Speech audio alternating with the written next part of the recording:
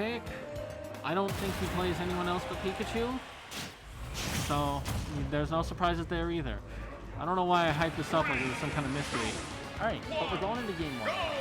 Pikachu Sephiroth. So, here's how this can go. On paper, right? You wrote it down. You checked it twice. Pikachu should just never, like Sephiroth should almost never have time to breathe because Pikachu is a small little bastard. He's really good at getting in. And Sephiroth kind of struggles when his opponent kind of gets in, because his only real good get off me option is his Nair. And his Nair's not bad, but you know, it ain't hard to beat one option. So there's not that bonus for him. Sephiroth, of course, he has a very big sword. I'll be real with you. I'm not too well versed in how these two fight each other at all to know any specific interactions, but I guess here we'll see. Curious to see how Sephiroth's moves kind of function at keeping Pikachu out, because that's what Sephiroth wants to do. He doesn't keep you out per se. He keeps you at a certain distance. He keeps you at his space. So we basically see how Vapor is able to nice forward throw, catch it again up. We'll see how Vapor keeps Quizaic at that space, and we'll see how Quizaic is able to penetrate that space. All right, mistake number 1. Don't challenge Octa Slash when it's going. You're probably gonna lose. You're probably just gonna get Octa Slash and take like 20 because that move does a lot of damage. All right, good up smash. Called out the jump.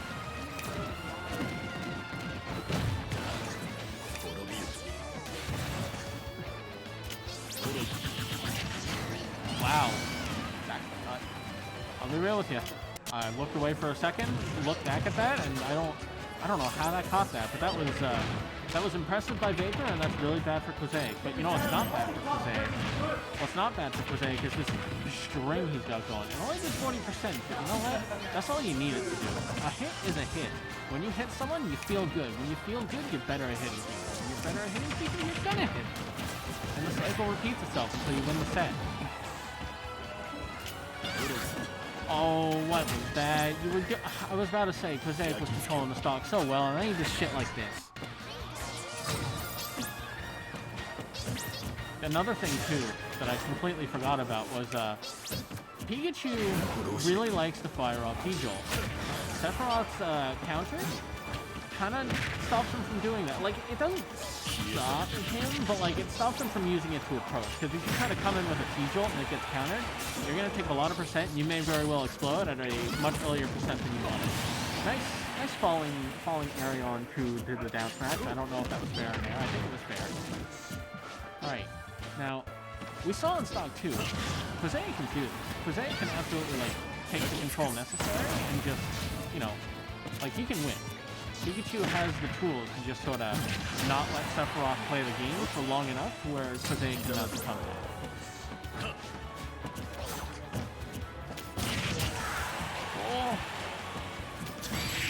Oh, there's a massive up air, mate. And being above Sephiroth, it's one of the scariest things because Sephiroths are very particular about when they choose to let up air rip. But it's because of that it's so scary, because they all do it. They all let it rip in such a pattern that you can't predict it, or at least I can't. I'm bad at it. So, like, Sephiroth jumps up to you, maybe even twice if he's feeling DLC, and you have to guess, you know, like, are you gonna, like, is he gonna up air? Do I air dodge now? Do I wait? Like, it's scary, man, because if you guess wrong and he gets the juicy hitbox, that middle part, you might die at like 80 or 90, especially if he has wings. Scary, man. Pikachu at least is decent enough at landing, so he's got that going for him, but, you know, he's also, you know, he's light, so he's got to worry about exploding too. So going to game 2, Town and City, everyone's favorite game 2. Can't blame him, it's mine too. Alright. Nice little string by Quizaic, and Alright, that's what I'm talking about. If you're gonna go out and intercept Sephiroth's up B, especially if you think he's gonna Octa Slash, you gotta do it super preemptively. You gotta catch the startup. It's like Fox or Falco, except it's even like especially on the startup. Because you know, Fox, Falco, you can still get the up B. If Sephiroth Octa Slash, it's just don't. Unless you really just want to take like 26, just don't bother. It's not worth it.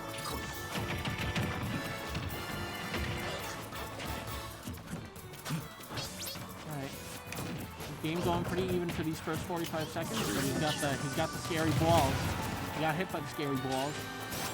Those balls do a lot of damage, and you basically have to beat Sephiroth in neutral to shield them, or I guess you just die.